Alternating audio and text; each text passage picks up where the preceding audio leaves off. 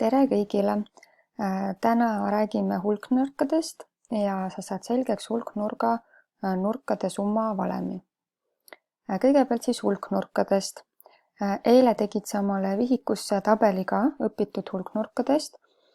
Seal olid sul siis kolmnurgad, nelinurgad ja tegelikult hulknurgad võivad olla nii viisnurgad, kuusnurgad, seitsenurgad, kaheksanurgad ja nii edasi. Kõige väiksem hulknurk, kõige väiksema tippude arvuga hulknurk on siis kolmnurk. Kolmnurgal on 3 tippu ja siis saab joonistada hulknurga. Väiksemat olemas ei ole väiksema tippude arvuga. On olemas nelinurgad ja nelinurkadest me oleme õppinud siis sinuga ruutu ja ristkülikut. See siin on selline ebakorrapärane hulknurk, tal oma nimetust ei ole. Ja hulknurgad koosnevad siis tippudest, mis on mul siin sinisega märgitud, ja külgedest.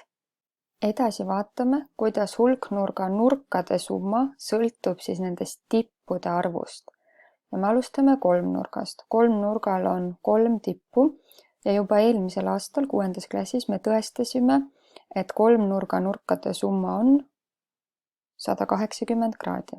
Selles me enam ei kahtle, selle me võtame siis järgmiste kujundite puhul aluseks. Ole hea, pane omale vihikusse pealkiri hulknurga nurkade summa ja joonista endale samamoodi kolmnurk, nelinurk ja viisnurk. Küljed ei pea olema täpsete mõõtudega, tee lihtsalt sarnane joonis. Ja siia ettepoole vasakusse äärde jäta siis natukene tühja ruumi, sest et iga kujundi alla kirjutame me 2 rida teksti ka. Nii, alustame siis esimese kujundiga. Esimene kujund, nii nagu me rääkisime, on kolmnurk. Tema tippude arv on siis 3, paneme selle kirja. Ja me teame, et tema nurkade summa on 180 kraadi. Nüüd, kui me liigume edasi nelinurga juurde, siis nelinurgal saame me ka tippude arvu välja arvutada, kui me jaotame nelinurga kolmnurkadeks. Ja mitte lihtsalt suvaliselt mitmeks kolmnurgaks, vaid nii, et me joonistame nelinurgale siis mingisuguse diagonaali. Nii, ja minul on, ma arvan, et jaotasin niimoodi siis. Nii, mitu kolmnurka nüüd tekkis siis nelinurga sisse? Ja, 1 kolmnurk ja teine kolmnurk. Järelikult, kui hulknurk on nelinurk, ehk siis tal on 4 tippu, saab teda jaotada 2 kolmnurgaks, ehk tema nurkade summat saan arvutada nii 2 korda kolmnurga nurkade summa ja see kokku teeb 360 kraadi. Ehk igas nelinurgas on nurkade summa 360 kraadi. Just nagu on igas kolmnurgas nurkade summa 180 kraadi. Liigume edasi viisnurga juurde. Viisnurga saame jaotada ka kolmnurkadeks ja kokku tekib viisnurga sisse 3 kolmnurka. Ja proovime nüüd sama loogikaga leida siis viisnurga nurkade summa. Kõigepealt tippude arv on 5 ja tema sisse tekkis 3 kolmnurka ehk 3 korda 180 kraadi on 540 kraadi. Ehk iga viisnurga nurkade summa ehk kõik tema nurgad kokku liidatult on 540 kraadi. Ja vaatame, kas sa märkad seaduspärasust ka. Kui meil on nelinurk, siis temasse mahub 2 kolmnurka ehk 2 tükki vähem. Kui on viisnurk, siis sinna mahub 3 kolmnurka ehk uuesti 2 korda vähem. 2 tükki vähem tähendab. Kui nüüd mõtleme edasi, kui meil oleks kuusnurk, mitmeks kolmnurgaks ma saan kuusnurga jaotada? Õige, 4 kolmnurgaks. Kui mul oleks 8 nurk, mitmeks kolmnurgaks ma saan ta jaotada? 6. Jällegi 2 võrra vähem mahub neid kolmnurki siia sisse. Ehk siis me saame valemi.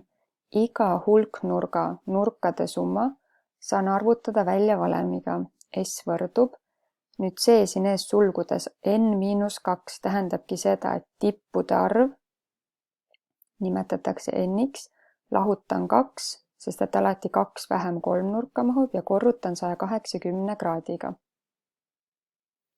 Ma panen siia juurde ka selle n-tähe ehk et tippude arvu tähistame n-tähega. ja palun sellele valemile tee siis värviline kast ümber. Alati, kui mul on vaja leida hulknurga nurkade summat, võtan selle hulknurga tippude arvu, lahutan tippude arvust 2 ja korrutan 180 kraadiga. Ja nüüd teeme ka ühe väikse näite ülesande. Kirjuta endale vihikusse ka ülesanne ja arvuta 8 nurga nurkade summa. Kuna kujund on 8 nurk, siis tema tippude arv on 8 ehk n võrdub 8.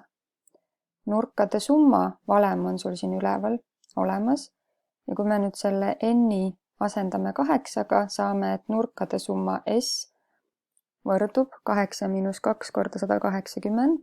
8 miinus 2 on 6, mis tähendab seda, et 8 nurka saab jaotada 6 kolmnurgaks. Korrutame 180-ga ja saame, et 8 nurga nurkade summa on 180 kraadi. Pane kirja ka vastus. Saime teada, et 8 nurga kõik nurgad kokku annavad siis 180 kraadi. Ma annan ülesandele teise küsimuse veel. Kui suur on selle 8 nurga üks nurk, kui kõik nurgad on võrdsed? Ehk nüüd ma võtan nurkade summa, üks nurk alfa, võtan nurkade summa ja jaotan selle siis kõigi 8 nurga vahel võrdselt ära, ehk jagan 8-ga ja saan vastuseks 135 kraadi. Pane kirja ka vastus, selle 8 nurga üks nurk on 135 kraadi. Nüüd on mul sulle välja valitud õpikust mõned ülesanded, mis sa saad kirjalikult omal vihikusse ära teha. Ma loodan, et sa saad nendega hästi hakkama.